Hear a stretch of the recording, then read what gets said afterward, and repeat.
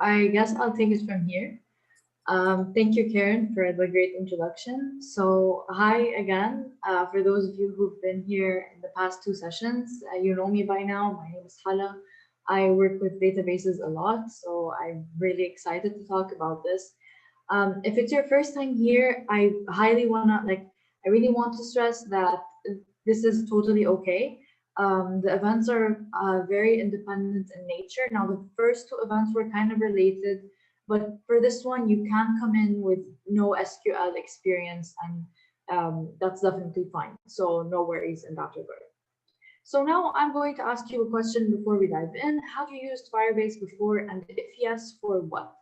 So have you come across Firebase in your career? Have you used it for a project? Have you maybe seen a video about it?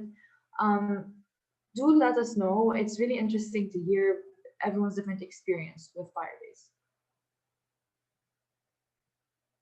So you can type it in the chat or anywhere.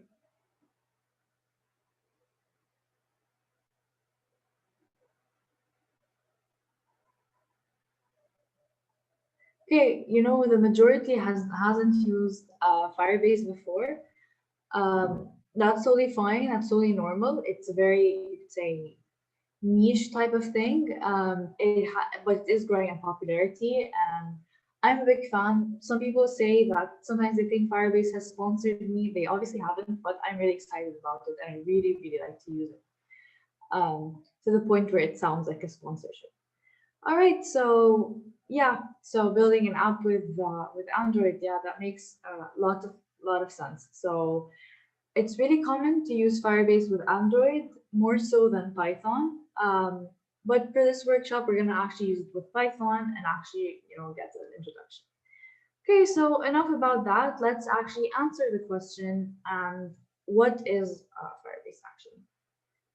Okay, so Firebase is actually Google's mobile application development platform. It helps you build, improve, and grow your app.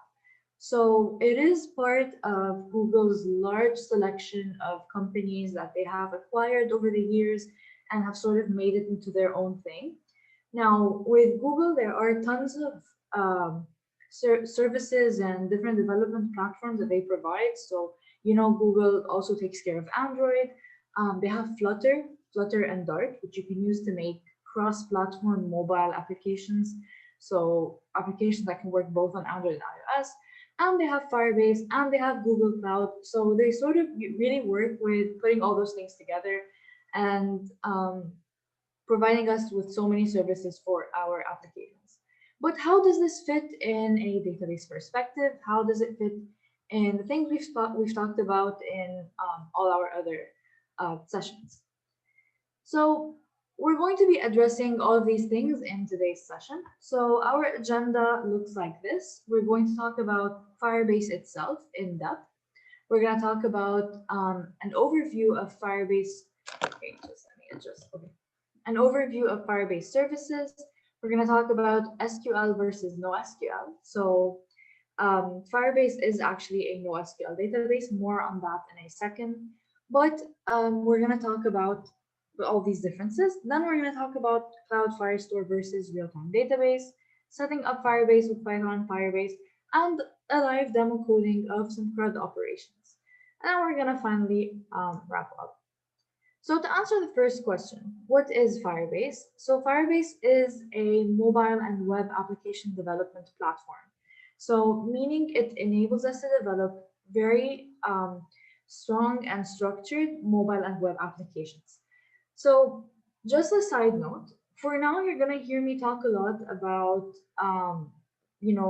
developing stuff. So mobile and web development, and less about actually databases. This is a database series. This is because Firebase is a large umbrella of services. So it will not be very, smart to directly jump into the database side, but actually it would be smarter to maybe talk about what Firebase is and then jump to the database. So it has a large collection of tools. So that's basically what I was trying to say. So it does provide way too many services that would enable you to build an entire app from scratch and have all these different components in it that work very seamlessly and very easily. So it is a backend as a service, mainly. It takes care of all the backend heavy lifting. So let's say you have an app or a website that you develop with Python or whatever. So how would you really use this? So the way you would use Firebase in this case, you would be able to manage your users, maybe. So, I have so many users, they sign in with their emails and passwords, or with Google or with Facebook, and then you can use Firebase to manage that. You can store some media there. So if you're building the new Instagram and there are photos or videos, or something like that. You can also keep those in Firebase, and you can actually have some databases. So no SQL databases. And there is actually more than one option that you have with Firebase. Okay, so that's really it for what Firebase is. Now, obviously, it might still be a bit ambiguous if you're new to it or if you've never heard of it before. But as we walk through the Firebase console, as we see the different services, hopefully this will be more clear. And if you do have questions, always feel free to ask. Um, and I'm sure Karen and Ramya, they can stop me at any moment and ask me if someone has like a pressing question in the chat. Okay. Um, right. And another thing, it was actually developed by Firebase Inc. in 2011, but then it was acquired by Google. So we mentioned this at the start that this is something that Google has acquired over the many years. So let's say traditional full stack. So what is traditional full stack? What do we mean by that? Traditional full stack means that, you have your database, your server, your client, your APIs, your authentication. And if this is all really like weird and complex and you're not a web person and you don't really work with those terms, that's fine. This isn't related to the core of the event, but it's just I'm giving you an idea of how powerful it is. So there's all those different things that go into the traditional full stack, and they all work together. So you can see the image here, like the GIF, and they're all like firing at each other, and they're all transmitting information, and they all work together. And this may be a bit tedious to build. There's a lot of work that goes into it. You have to be a highly skilled back-end developer to build this stuff. So this is where Firebase comes in. Firebase takes away all the hard part of traditional development. Rather than having client apps talking to servers that talk to maybe the cloud or the database, Firebase actually provides you with an SDK, a software development kit, and you can just write everything into your client apps. Meaning you can have one app and this one um, will be actually building everything and having user management, database, media, and everything else. So it really does take away the hard parts. It is very easy and user friendly, and it's very developer friendly. So if you're interested in going, we were talking about Android development earlier. If you're interested in Android, definitely do learn Firebase and learn how to use it. They're a very powerful duo together. So Android and Firebase. So what services does Firebase offer? So Firebase actually offers many services. These services actually include the following. So we said it is a very large development platform. What does it include? For example, it can help you build better apps using authentication. And authentication, we said, is for user management, meaning it will help you actually manage your users, keep track of all the users you have, their sign-ins, and where they create their accounts. It also offers other things like an ML kit, which is their machine learning kit, which actually is a bunch of pre-built machine learning stuff that you can use in your application. It includes things like image recognition or text characterization, or different types of machine learning things that if you're not familiar with machine learning, but you want to use them regardless, this is actually really great because it comes all built in for you. And this is one of their many services. So another thing would be maybe cloud storage, where you would store some media. So cloud storage is like, it's just like a cloud bucket or just a cloud thing where you store media. So images, files, documents, all sorts of things. You can also have different features from Firebase that help you improve your app quality, like crash analytics, performance monitoring, or test lab. You use these to actually monitor your performance of your application and actually keep track of everything that's going on, and so on and so on. There are so many services. I wish I can cover them all, but this is a databases session, so we'll be covering the databases specifically. So again, these are the different services that they have, and Google really uses this. You could say, um, what's the word? Like it's part of their like whole promotional factor that they would say Firebase is used to build, grow, and earn. So it will help you develop your app, grow it. It is highly scalable, so it's highly recommended for startups as well. So if you're a young startup, you're building a product. Um, Wait, why did it stop presenting? Okay.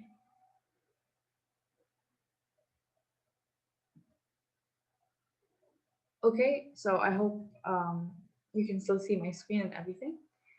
So yeah, essentially it all goes back to the same point that you can use all these services in your application. And it's like taking everything from one place. So you're taking everything from Firebase and building a full-fledged app with all these different services built in, and it actually works as a high-level professional product. So database. So it is a databases session, and we said we're going to talk about the database. We're going to code and work with the database. What is the Firebase database? Well, Firebase actually provides us with two different databases. So one of them is the real-time database. The other one is the cloud Firestore. And the difference between them can be multiple things.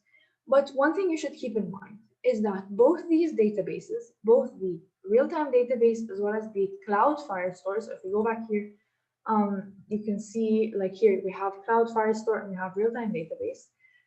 Both of them actually are real-time. So by real-time, we mean they get updated in real time, and we'll talk about what that means in a second. And both of them are hosted on the cloud. So they're not local databases, they're hosted on the cloud. And this will take us back to the previous sessions. In the previous sessions, we downloaded SQLite on our machines. We opened up a database folder, we opened up a text editor, and we were talking to this database through the text editor, and we could do this completely offline. So we were working completely offline and just working locally.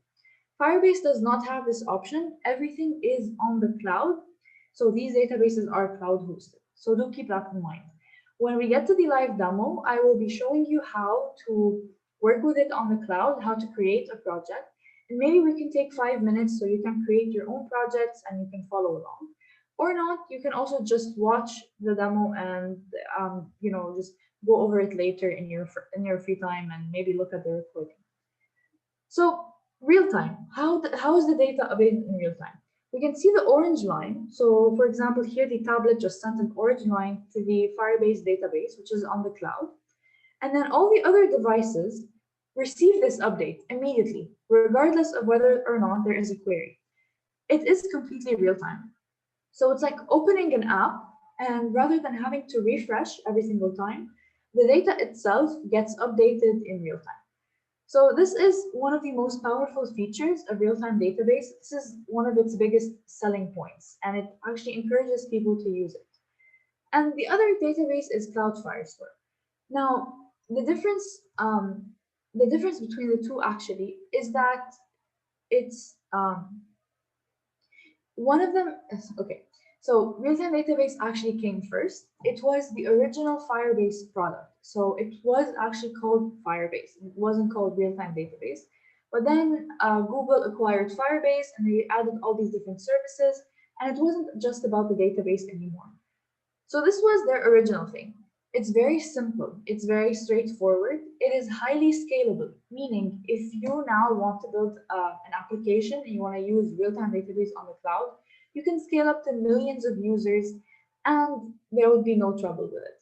So it is very, very scalable. But then they realized they actually wanted something a bit stronger. So a bit more in depth and a bit more complex. And that's when Cloud Firestore came in. So for this video, webinar, we're going to be using the real-time database because it is more simple. And I am rambling at this point, but just because it's simpler doesn't mean it's used any less or it's any less professional. No, very big companies worldwide like Instagram, I believe, Twitch, they all use Firebase, they all use this database, and it is highly, highly scalable. Moving on. Here is where we're going to talk about NoSQL versus SQL. So before I do talk about that, are there any questions that we should take care of? Yeah, there is one question. Okay. Is Firebase something new? What are examples of companies or devices using Firebase? Um, yeah. Okay. So is it new? Actually, not that new. Well, in software, the definition of new in software can be a bit ambiguous because things are changing all the time. So Firebase has been here and has been around since 2011, so that makes it relatively not that new. But they are constantly updating it and adding services, so definitely it is something that's growing. Examples of companies I mentioned Twitch and Instagram, I believe. I believe Pinterest as well uses Firebase, and things like that.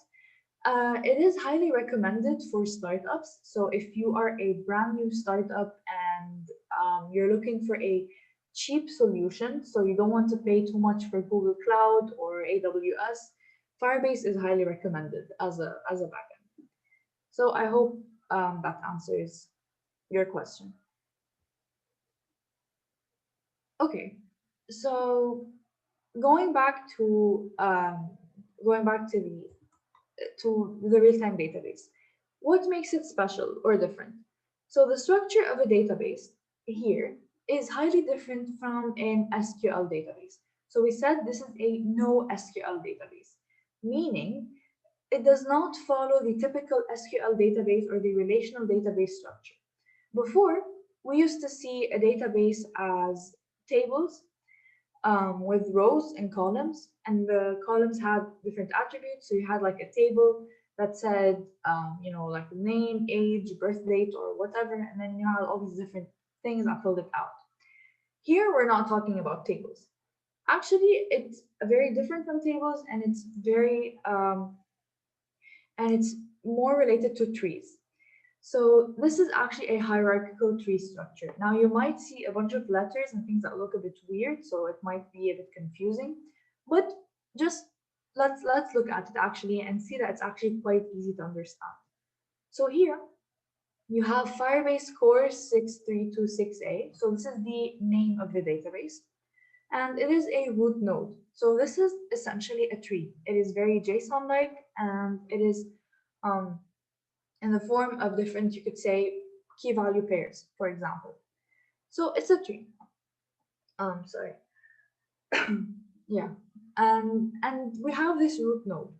Then we have another node, and it is people. So this node people, obviously, its children will be different people that we are storing in our database. And they're different information. So the different information that we have is we have a person called John who is employed and lives in New York. We have another one called Jane who's not employed, lives in LA, her age is 32, and another Jane as well who is employed, lives in LA, and her age is 29. So these three people, these three data points, how are we storing them? We're actually storing them within this hierarchical structure, within these different nodes. So we can see here that this first guy with this very long randomly generated ID that Firebase generates, this first one has all the information for John.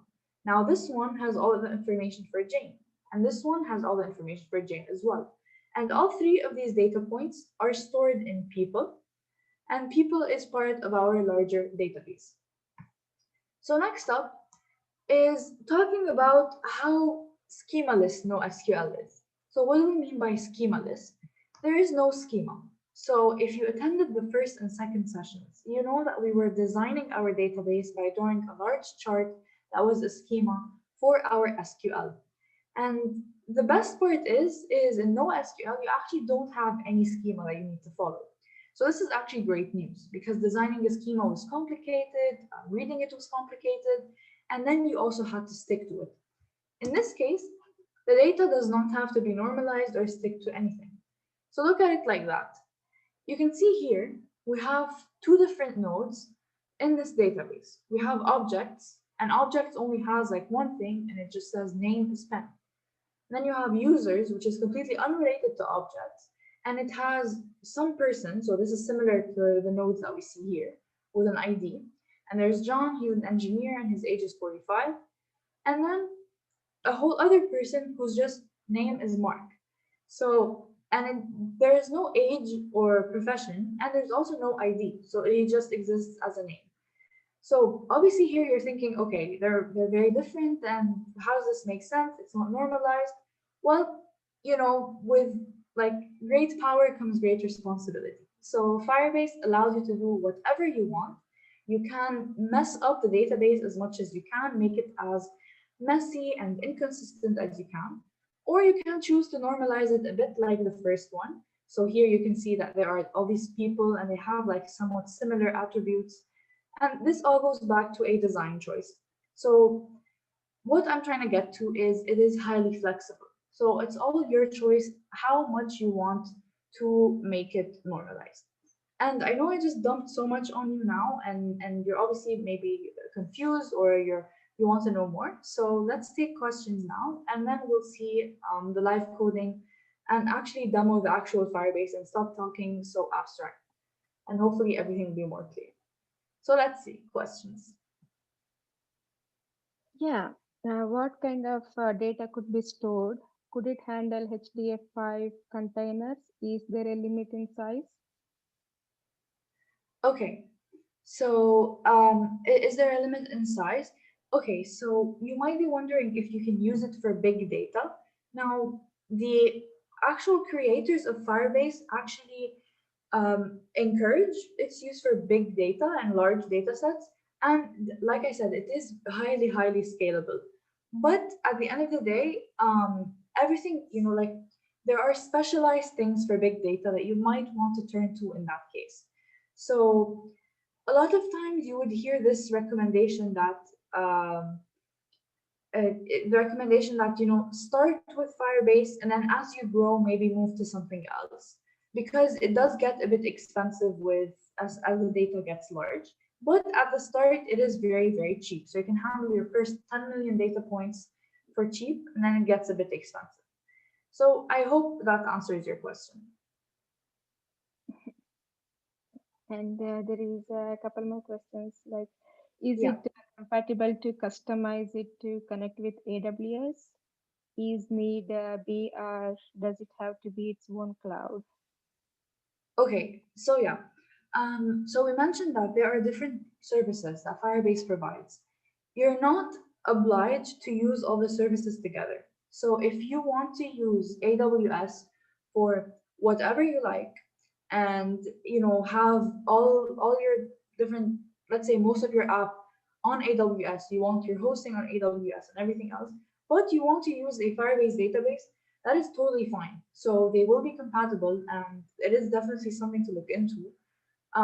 But if you also want to have like a whole Firebase kind of stack and use all the services together and only that, you can. So Firebase was made to be very easy for you, but it definitely will not stop you from actually just combining it with other stuff.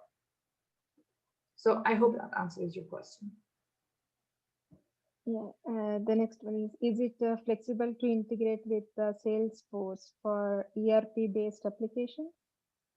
Okay, I think that this is definitely a great question, but I have to apologize that I cannot answer it because I'm not familiar with Salesforce or ERP-based applications.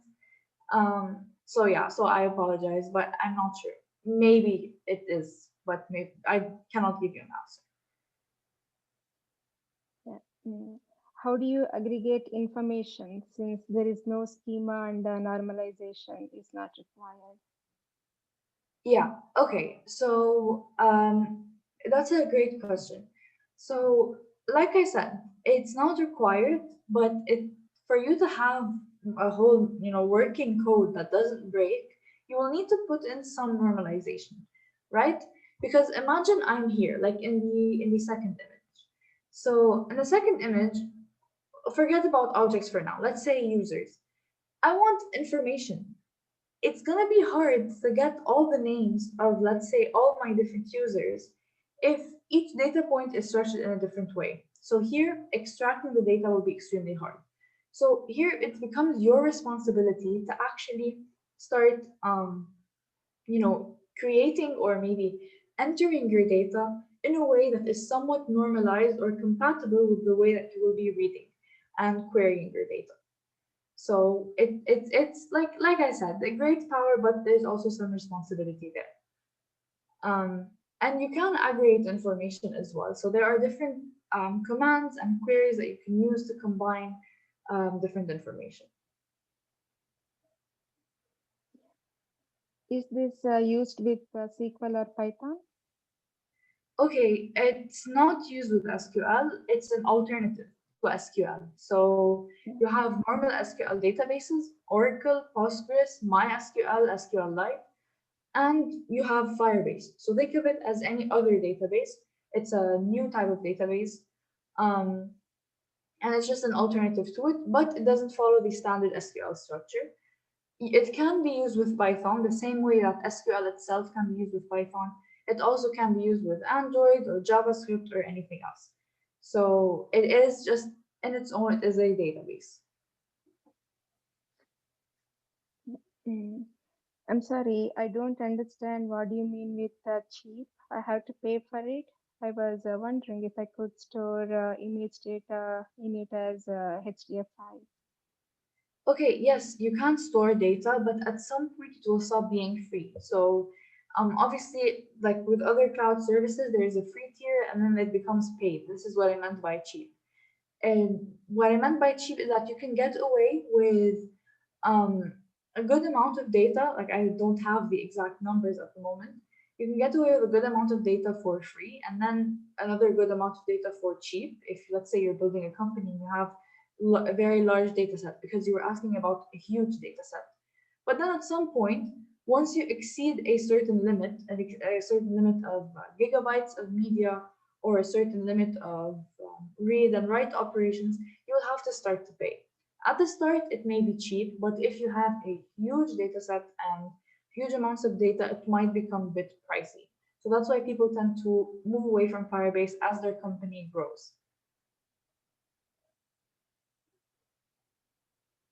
I hope Yeah, I this think is we more have. clear Yeah, I think we have one more question now. Does Firebase include services to convert a relational database like Postgres into a Firebase database and vice versa, in case you need to migrate to another platform? Yeah, okay, great question. Actually, no, it doesn't. Um, it does not have specific ways to import from a relational database because the structure is very different. So remember, in a relational database, it wasn't simply about the tables and the rows and the columns, but also about the foreign keys that connect different tables together. So this foreign key relationship between tables is not very compatible with Firebase. At the end of the day, it is a different structure. We'll be looking into how the structure can be made in the demo. So trust me, everything will be clear. But basically, it is more of a tree structure, a JSON-like structure. So one thing you can do, you can import data from JSON and actually have that in your Firebase, but you cannot import from an SQL database. No, because it wouldn't work. All right, is that it for questions? Yeah, that is it. Just Okay. wanted to double check. Joe, do you saw you raising hands? Do you have any questions? Oh, maybe she just pressed the wrong button. Okay, yeah, sorry, go ahead. Okay. All right. So now we can actually move on to the live demo. So maybe live coding demo isn't the most accurate statement because before we actually start coding, we're going to look at Firebase itself and see how it works. So To tell you a bit about the coding demo, the link is actually in a Google Colab file. So this is a, okay, I have to reconnect. So this is a Google Colab file. It's basically a notebook, just like the standard Jupyter notebook. If you're familiar with it, it's a way of embedding Python code with some markdown text in a like large notebook. So you can see here I have text and different parts of code. And the Google Colab is basically Jupyter Notebook, but on the cloud. So it runs online. So what you can do is you can take this link itself and you can actually access it in your browser. So actually, if I share and copy the link, anyone on the internet can view. So now I'm going to copy it in the chat. Yes, okay, I'm sharing the link. All participants. Okay, so now you can open it and you can actually follow along and see what we're doing. And you can run different cells as we go.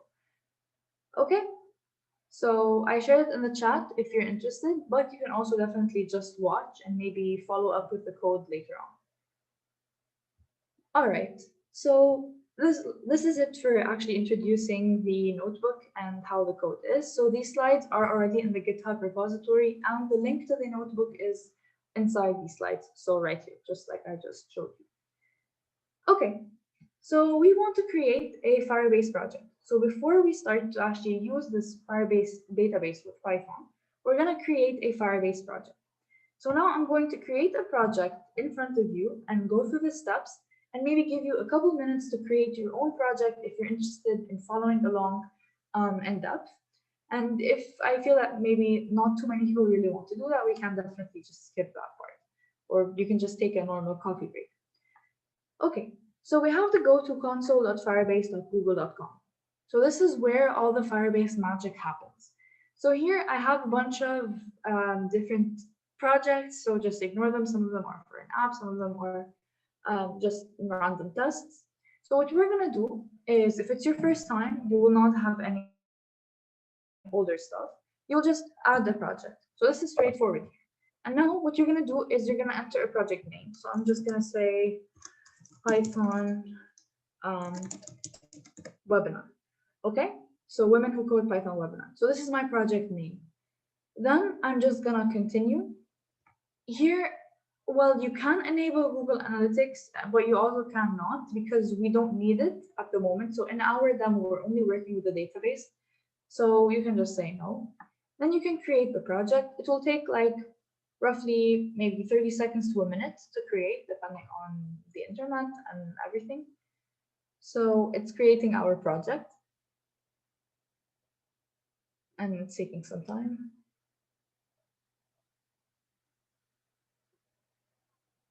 Okay, so it's ready. So we continue. All right, so we're inside our Firebase project. So this here is a Firebase dashboard, or actually project overview, but it is a dashboard at the end of the day. So what you can see right here is basically a Firebase and all of its different services. So you can see here we have authentication. So you can authenticate and manage users. You can enable signing in with your email and password, or maybe signing in with Google or Facebook. You can also have things like sending password reset emails or email verification emails. And you can do all of that from here, from this big console in Firebase. So maybe in a future webinar, we can actually demo those different things and not really just focus on the database. So we'll see what the future holds. Or you can use the Cloud Firestore database, or like we said, the crash analytics, performance, and all these different things. There are even, so you can sync with MailChimp if you have a newsletter. You can export to BigQuery on Google Cloud. You can resize your images. You can shorten URLs, translate text, and so on. So the possibilities with Firebase are endless. It just enables you to add so many things into your application without doing much of the hard work. So a lot of it is actually built in. Okay, so enough just looking at it. How do we actually create a database? Well, you go here in the sidebar. You can see that we're in the project overview, and we want to build, and we want the real-time database. So all the other services, you know, they each deserve their own, you could say, tutorial in a sense. So it's just so, there's so many of them, we cannot possibly talk about all of them. So for this one, we're talking about the real-time database. So this is the first page. There's other features and there's some information, there's tutorials. One thing I will tell you, they have great documentation. So Firebase has awesome documentation. Do look into it and you will learn a lot. Like, trust me, it's very comprehensive. So let's create a database. You can choose any location. So you have all the different, okay, so in my case, I only have two. I'm not sure why, but anyways, start in test mode. So in locked mode, your data is private, meaning only people who are given permission will be allowed to use it. So let's just start in test mode. And this will give you 30 days. So this is 30 days from now, 2021 for 10. And 30 days to actually use it in test mode. And later on, it will lock itself. So let's enable it. And the database is being created. So this database has been created. It's currently empty. Now let's maybe take a few minutes for you to do that and go through this process. To just recap, just go to console.firebase.google.com, create a project and create a database. Another thing you can do, if you have the notebook open, you can install Firebase 4, which is the library that we will be using to talk to this database and work with it with Python. So all you need to do is run this cell. So pip install Firebase 4, or you can use this actually in an editor. You don't need to use the Google Colab notebook. For me, it says requirement already satisfied because I already have it, but in your case, it will just install it. So let's say, take a few minutes and let's do that. Okay, so let's see. And feel free to let us know if you have any questions.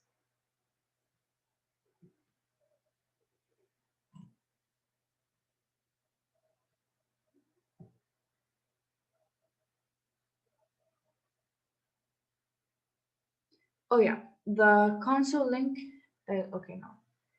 It's console. Here it is. It's also, okay.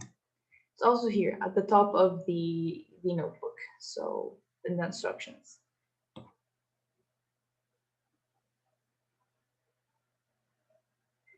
Another thing, you can check Firebase documentation here. So how to use Firebase with Python, you can see documentation.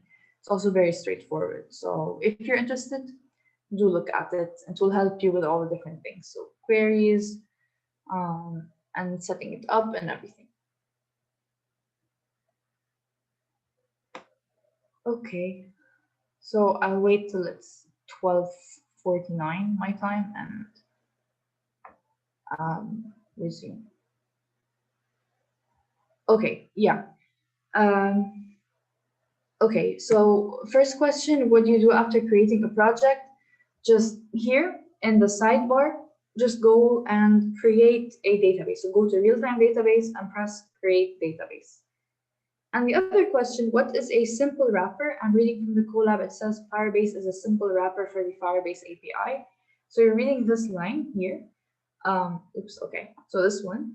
And by simple wrapper, it's just, you'll see in a minute, we actually just, with Firebase, we use the code, like it's very Python-y, so there's just easy functions. So like db.push data or db.update data. So this is very basic Python syntax, you could say, right? But what's happening behind the scenes is that there's the Firebase API, and there are people who are writing, JSON requests to the database, and it's more complex, and there's requests and responses and all that. But in your case, what you do is just use this very standard Python code and Python function, so db.push, and you don't care about all the technology that's happening behind the push, like how is it actually pushing. So yeah, I hope that answers your question. Okay, I guess we can resume. So let me go back and scroll up. So now you have Firebase set up, you have a database. What you have also done is you've installed Firebase 4. So you need this to actually use it, use this library and talk to Firebase. So to connect to Firebase, we go back here, we go to our project overview, and just wait a second, get started by adding Firebase to your app. So it's not only enough for us to have Firebase exist somewhere on the cloud and just, it's just there and it has maybe data or no data. It has to be connected to an app, right? So we want to use it with maybe a mobile or a web app. So we're using Python. Python falls under the umbrella of web here. So here you can see iOS, Android, web. There's also Unity for game development. So let's go to web. We create a name for the app. Let's say demo app. Okay, we register the app. We don't need Firebase hosting. And then we get this stuff right here. So we actually don't need the whole thing. We need this part. So we need the Firebase config. And then we get this in the form of like a Python dictionary, right? So we copy it. So now I go back here. Now you can see, obviously I have another thing here. So this is from a different database. So for this one, I just have to paste this instead of this and create this variable Firebase config. So this is now a standard Python dictionary. What we also need to do is we need to make sure that the keys are strings. So in Python, this isn't allowed because people think that it's referring to a variable called database URL, for example. So just take a minute to add quotation marks to all of these. So this is very important. Also, if you're having maybe trouble following along, the instructions are here. So you will receive, like I walked you through how to get this part and also making sure to add the quotation marks. So no stress. So we've created this Firebase config variable. It contains all the different details for your configuration. And what you're going to do, you're going to create another variable called Firebase, and you're just going to firebase.initialize app Firebase config. So very simple. What you've done, you just connected your Python to this Firebase. So now I will run this cell just to make sure everything's working. It's done. So now we are connected to Firebase. We can start talking to our database. Let's go back to the console and let's go back to our real-time database. So you can see here, it's virtually empty. There is nothing going on and there is no data. How can I add data? So you can actually add data manually. Let's look at how we can do that before we can do it with the Python code. So we can just add a child, and here we have, let's say, name.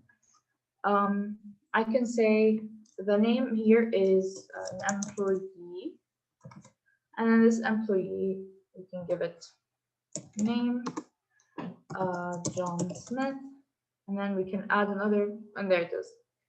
So we've just added a new data point, which is the name, which is an employee and has name John Smith.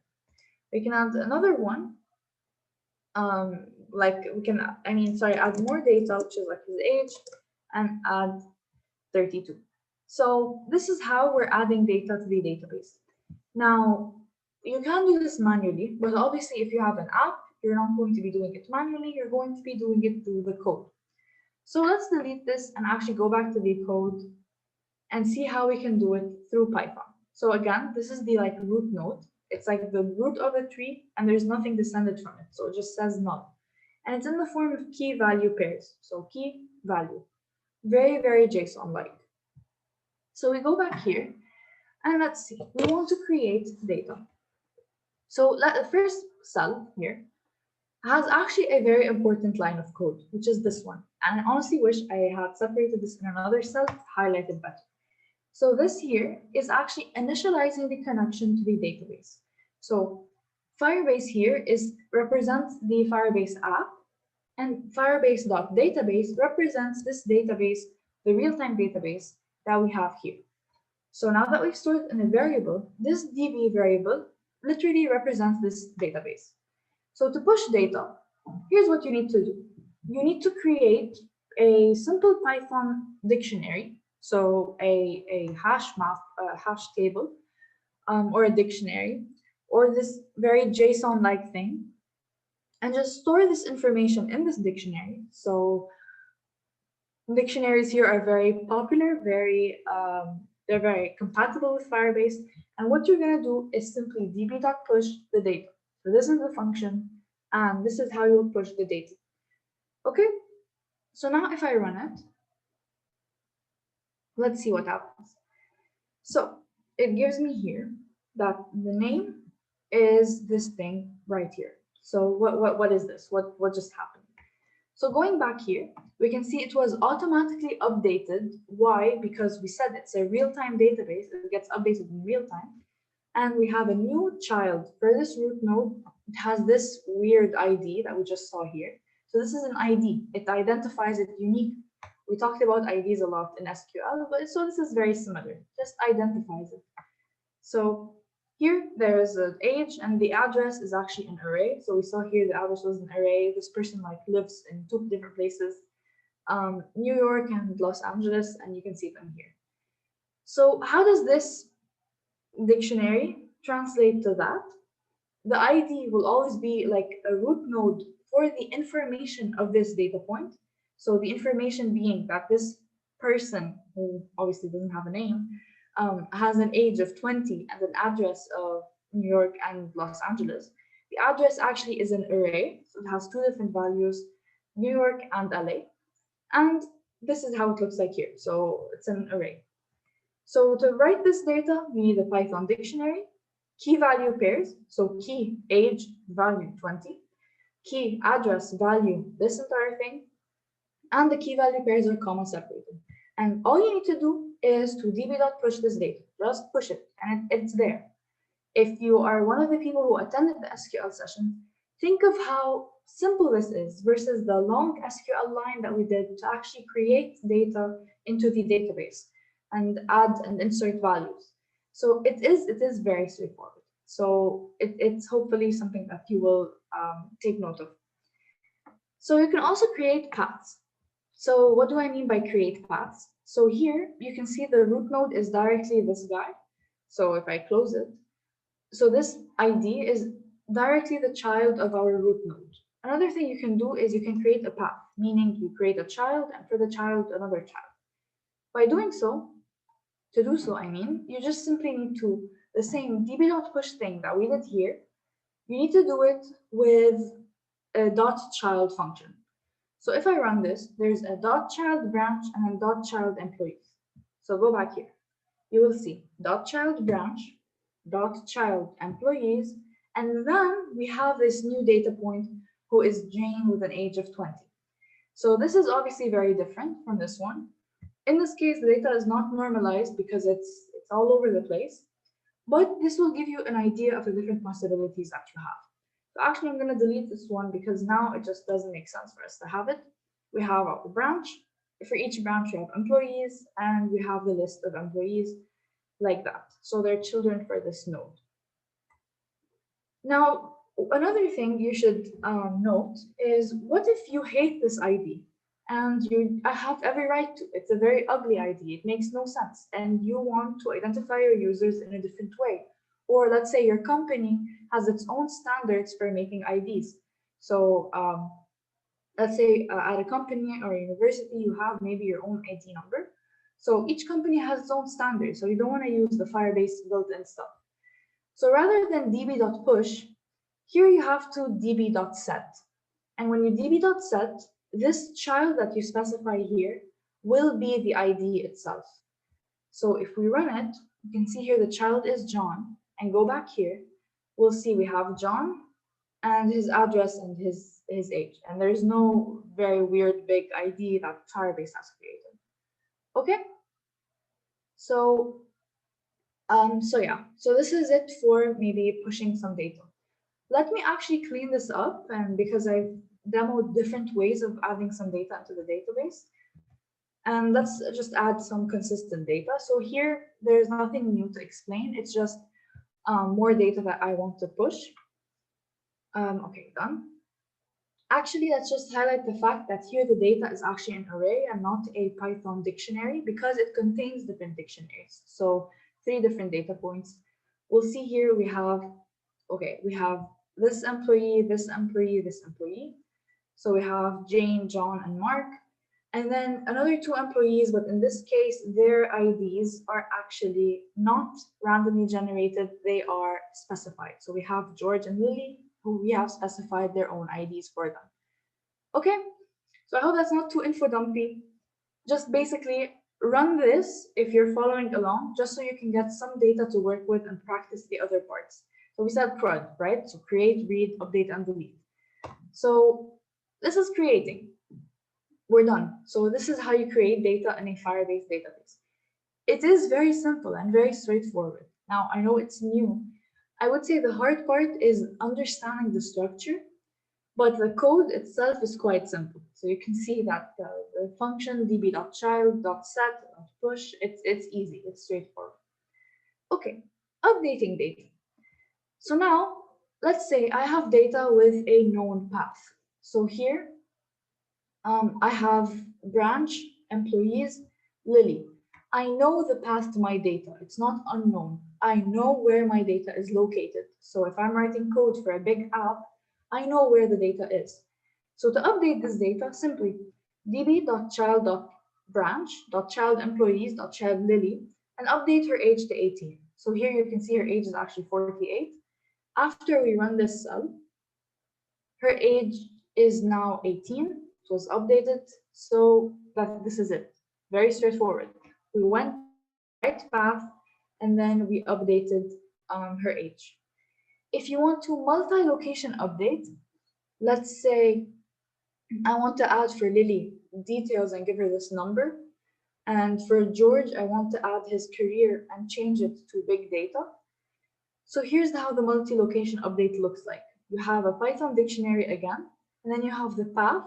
So the path to the first one, and then how to change, what you want to change, and then the path to the second one, what you want to change, and then directly db.update data.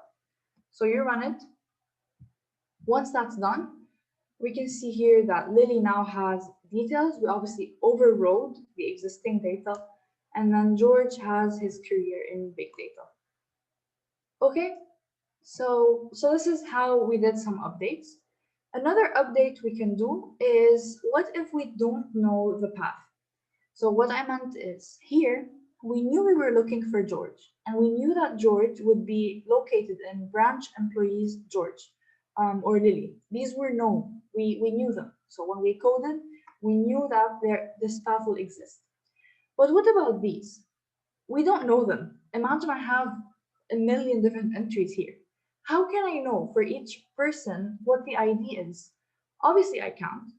So I need a way of accessing the information here without knowing the path here. And this is what this third cell is for. So what we do is we do a simple get. So we do db.childBranch.childEmployees.get. So what we did is we just got all the children, we sort of queried them. So it's kind of like a read operation. We got all the children. After getting them, we will iterate over them. So for task and employees.each, if the value is Jane, if the value of name is Jane, extract the key and then just do the thing we were doing before. So branch, child, employees, / key. The key is what the key that we just got here. And then we update. We update the age 39. So now I will have updated. Okay, so we have an other actually. So, okay, yeah, this is because of these. So it's not normalized. So I will have to delete them. And this is because they don't have a name field. So this is why we were unable to run that query. Now if I run it, okay, so Jane's age was updated to 39. Okay, so yeah, so that's it for updating. Let me check the questions. What about if we want to update knowing the path, but we don't want to overwrite? Okay, good question. I'm pretty sure what you need to do in this case is, so if, did I stop presenting? Yeah. Okay. Yeah, so in this case, you have to update the standard way that we were doing before, but the multi-location update, wait. Yeah, so you would have to do it the standard way without using the multi-location update. So you know the path and you do it like here. So the way we update Lily's age to 18, and then her age was consequently updated. But then in the multi-location update, the way they wrote it, it overwrites the data. So yeah, that was a good question.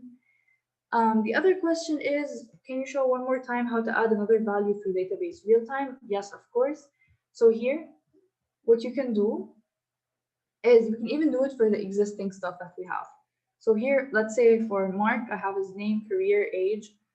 I want to add his address. And then here I want to just add some random place. Actually, this is where I am. I'm in Germany. Here we go. Okay, so you just use you hover over wherever you want to add stuff. You use the plus icon, and here using the plus icon for this, it says add child. Then if you plus icon this, you add child again. If you plus icon this for this one, if you plus icon this, you add child to employees. So it depends on where you're hovering. Okay. Okay, great. So next up, we did creating, we did updating, deleting. So very similar. We're still like in the same, you could say, area. So how do I delete an item with a known key? So actually, let me add Lily again. So I want to add Lily, and she has an age of 20. Okay. I'm gonna add George, and he has a career of cloud. Okay, so just adding them again for the sake of demo. Okay, so here, I want to delete Lily. I know the path, very simple. db.child branch, .child employees, .child Lily, .remove. I want to delete her. So I go branch, employees, Lily, remove her. I don't want her data anymore. And done. It's gone. You can see it went red. Another thing, you want to delete the entire node and its children, and you want to delete all the employees, you can. db.child branch, .child employees, .remove, and this will delete the whole thing. So now everything is gone, and everything we're working for is gone, but fear not, we'll get it back. But basically, yeah, so you just set the path to whatever you want to remove, and it will delete the entire node and its children.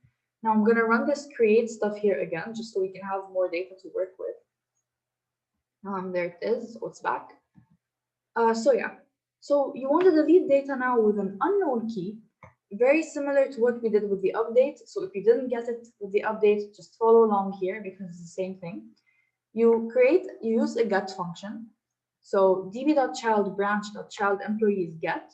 So you get all the employees. You validate if the name is Jane. If it is, you extract the key and then you use this key with a path to remove it. So again, I'm going to delete these guys because they don't have a name. Okay. And now I'm going to run this. Okay, so we'll see that the Jane is gone. We only have 2 employees left, John and Mark. So this is how we managed to delete the way that we just, this is how we managed to delete the ones that we needed. Okay. All right. So next thing we want to do read. Let me check for questions. Okay, so we have a question. Why can't we not do a multi-update that adds a new key value for 2 child nodes without overwriting and without doing it one by one in a for loop? Yeah, we cannot. So it goes back to the way the library Firebase is written. So if you go like actually use the original Firebase API, there are different ways for you to do these things, but we're using this wrapper library that has their own way. So they coded their own stuff behind the scenes and then they created these functions for us, and the functions work a certain way. So in that case, you'd have to use the actual Firebase admin SDK. So yeah, and using Firebase, it will not work. All right. So done. Okay. Hala, one more question. I think it's good to bring it up. So Gloria is asking, like, is the fundamental question? How do you hook up the database to Colab? Could you show Yeah. the API key again? Yeah. So here, okay, so the very first cell, what you need to do is follow these instructions. You go to Firebase and you go to the project overview. You choose here, add an app. So for us, we created already one app. And then this add an app will give you this here, the keys for this. And it'll give you this variable. You just copy paste it and then you firebase.initialize app. That's it. So there's no other stuff that you need to do. Another thing, you can just db firebase, db is equal to firebase dot database. So now you're after this, db represents a connection to this database. So now db is this database object. You can work with it. Okay? All right, great. Okay, so the last part is reading, and we want to get the query results. So we actually did some reading before when we were using this get function before with the update and the delete. So db.child branch.child-employees.get will get us all of the different employees. So if I run this, it will get me the values. So it will get me here a dictionary, age 40, career, cloud, name John. So this guy, you can see this is the information. And it will get me the information of the other one. Okay, here. So this is person.val. Another thing we can print here is person.key. Okay, key will give us the actual ID, not the value. So here, this is the key. So person.val, person.key for the first guy, and then for the second one, the val and the key. So key value pairs are a very important part of Firebase, and you can see it's highly, like, it's everywhere. It's highly prevalent. Okay, so this is how you do a standard query. This is how you get everything. Another thing you can do is you can, okay, so this is actually the same thing I just demoed, so I have it in a different cell. That you can also get the key and the value. So again, print it here. So you get the key value. So same thing that I just showed you, nothing different. Important thing is the people.each or results.each. So whatever you do after your get function, you need to use the .each function to iterate. So this is just learning the syntax. Once you know this, it becomes like a habit. Okay, you iterate over the .each, and then you get the information using person.key. Person.key will give you the key, and person.val will give you the value. Now, onto more complex queries. So this is where it looks a bit like SQL. You can see that here, what we're doing is we go db.child, order by child age dot equal to 18, meaning I want the child's age to be 18. Here I don't have any 18-year-old. I can just change this one manually so we can actually get the result. Okay, so I want to get the one that's equal to 18 and print the results. So I run this. Okay. Yes. This is actually related to something in the database. So let's actually fix it. Okay. So when you want to use this dot order by child, actually forgot to mention this, you need to change something in your rules. So here you go to your rules in the database, because this is just a messed up thing that Firebase has. I'm not sure why, but simply just need to index on, okay? And then you create an array of the different fields that you want to index on. So the fields that we had were name and age and career, right? So we had these three guys. So age, career, and name. So you just index on them. That's literally just what you need to do. And you add this line here in the rules.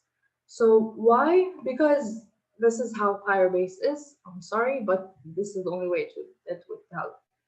So now if I run it, hopefully it works, but still doesn't. Okay. Index not defined.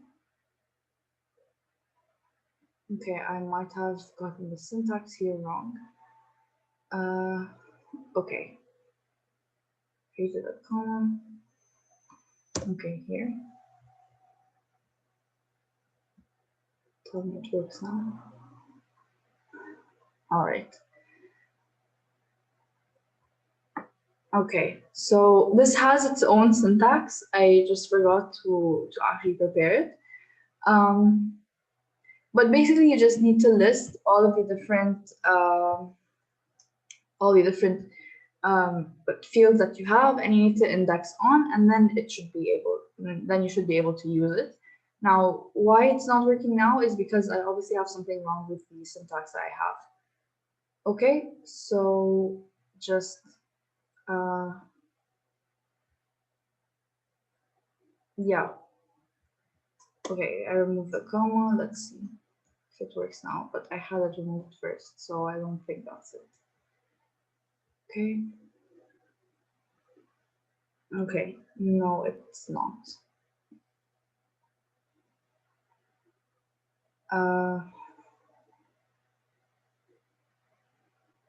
All right, just actually, I think I know. I think this should be indexed on and then a dictionary, but I forgot what the actual first thing in the dictionary is.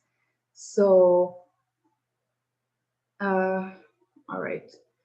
Okay, just maybe give me a second. So it happens. We all forget stuff sometimes. So give me a second because I've done this before. And I got it. Okay, I would share with you, but I can't because you will see my data for other projects.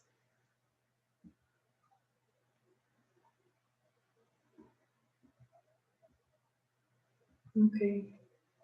So sorry about that, guys.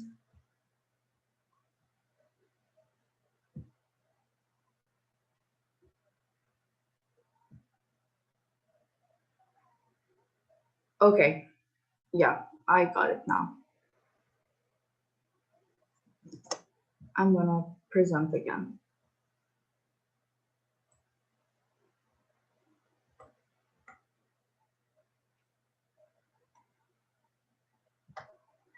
Okay, so this is wrong. And what you need to do actually is you need to specify the path, first of all.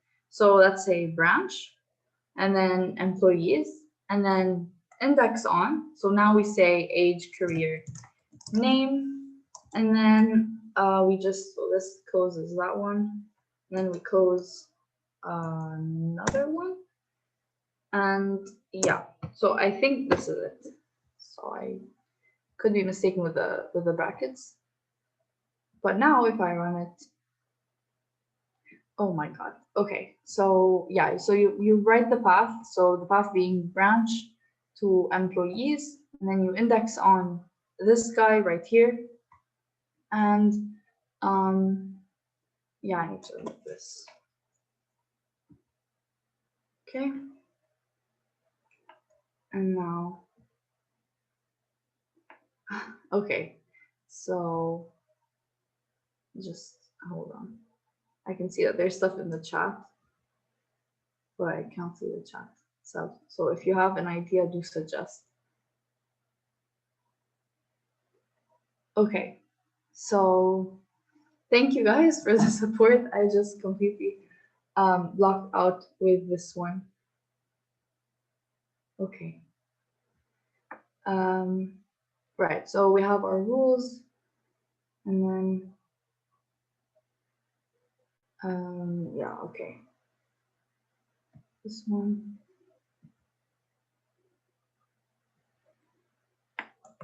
Okay, so I'm actually not sure why it's not working, but basically this is what you need to do. So you need to change this indexing, you need to index on the fields, and then you need to run it for your complex queries. Otherwise it would not work. So the only problem here, so for those of you who are confused, is this order by child person will not work unless you have indexed on this specific field.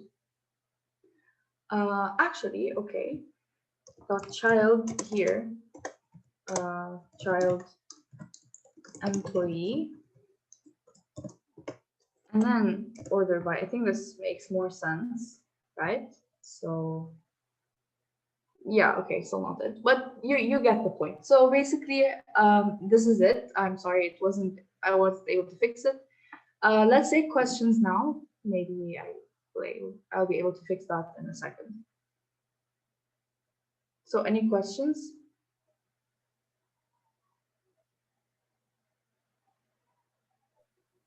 I think everyone is busy debugging together. Yeah, Maybe give it some time, give it a minute. well, It's good. It's all good. Everyone love it. You're doing a very, very great job. Okay, we have a one question. So do you have a preferred easy way than create a website?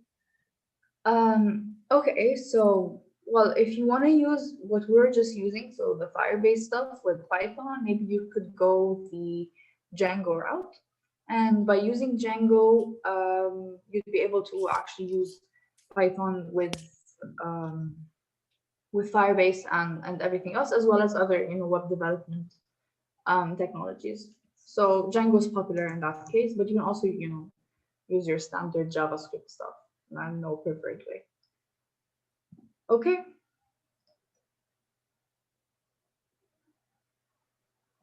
So, any other questions?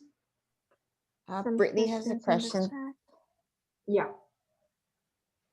Go ahead.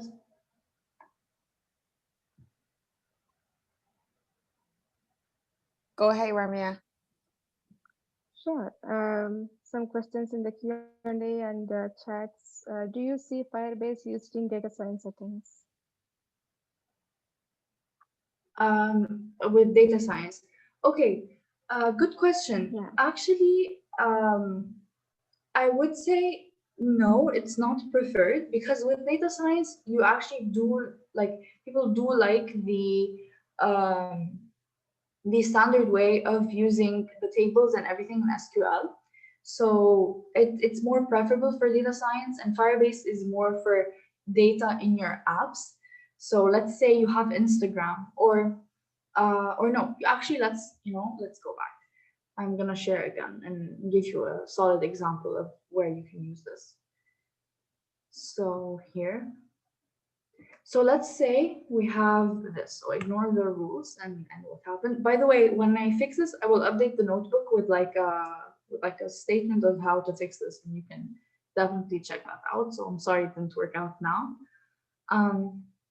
Yeah, but let's say I want to make I have a store, okay, and my store will have some products, and my products will include like different shoes, right? So for this shoe, let's say, um, well, get name of any shoe.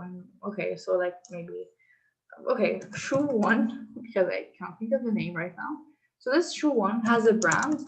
The brand, let's say maybe is Nike, and then we add other fields, right? So it has a brand, and then available sizes, size here, and then you could say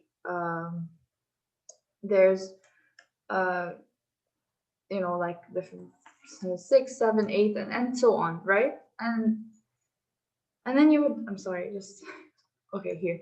Like okay, so you have 6, 7, 8, right? And then other information.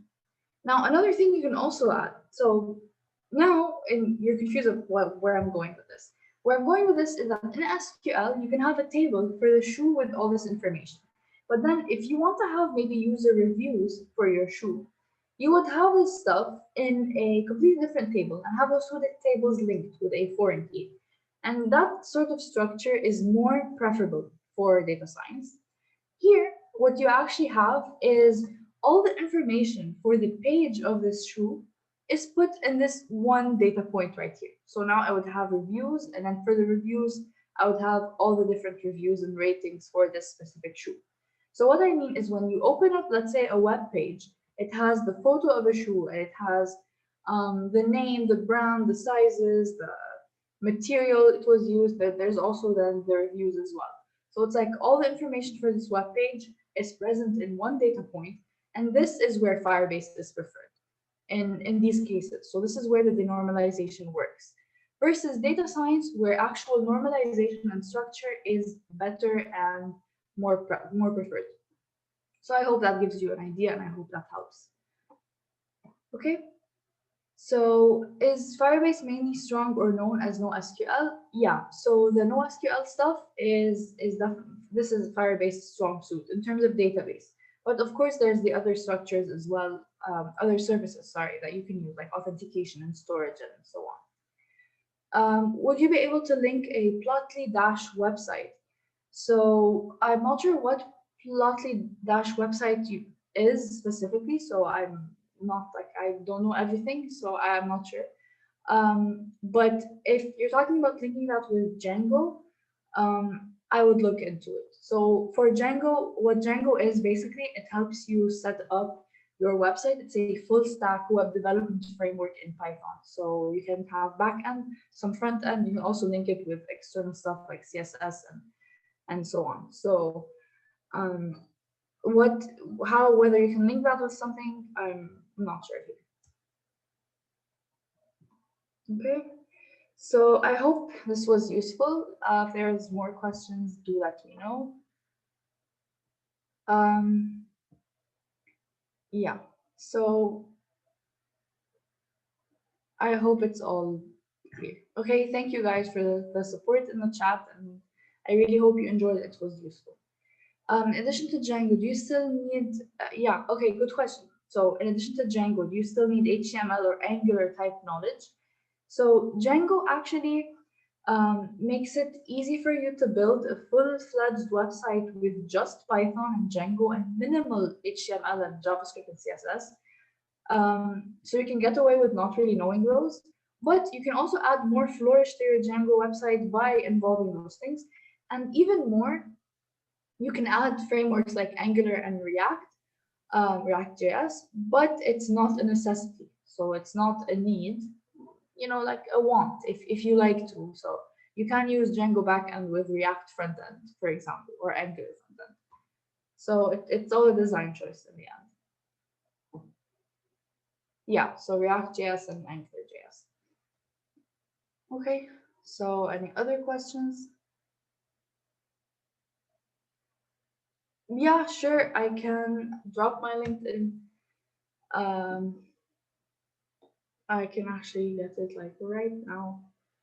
I mean, this is my URL. Feel free to connect. Although I haven't been really active recently.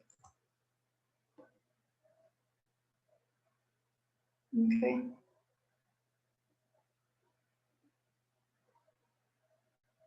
Yeah, okay, good question. When working with data with unknown key, you had to remove the data that was missing the name field. Does that mean you can work with unknown keys only if the data has the same structure? No, it's not about that. It's just about, because we're searching for the field name and it didn't exist for some of them. So like I said before, so you can have it completely, you know, like denormalized, but you know, like you have some responsibility. So you have to create your data in a way that you want to be able to actually be able to query it. So you want to create your data in a way that enables querying easily. That's basically what I'm saying. So you would, in that case, create all your data with a name, and specify that in your data. Okay, so I hope that answers the question. Another question: can there possibly be another webinar with Django and Firebase? Now, in the near future, this series was a 4-part series, and it was a databases series. So we did SQL and then SQLite in the first 2 sessions, and we did Firebase now. We're going to cover MongoDB, which is another very interesting database, in the 4th session. Completely different from Firebase, a whole other thing. It's also no SQL, and there's some stuff that's very, you know, like similar to Firebase because they're both similar in structure and nature. So this is our databases series. Now, in the late future and after that, what we're going to work on, I'm not sure yet, but it's a great suggestion. So maybe we can get to that and do that. So yeah. The MongoDB session, yes. So it should do that. Now, With MongoDB, it's a bit trickier because you actually have to install MongoDB locally. So here, what made it so easy is that you just had to go to the website console, firebase.google.com, and just set up everything. So it was simpler to get everyone to do it in a minute or so. But also we can do that for MongoDB as well and give the audience 5 to 10 minutes to set up everything as well. Okay.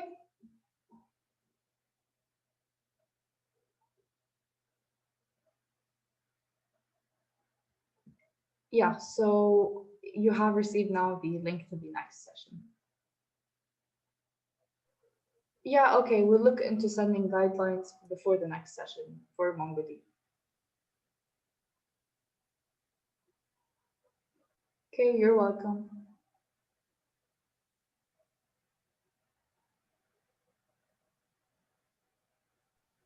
Great session, Hala. Thank you. I'm just going to stop the recording, huh? Okay.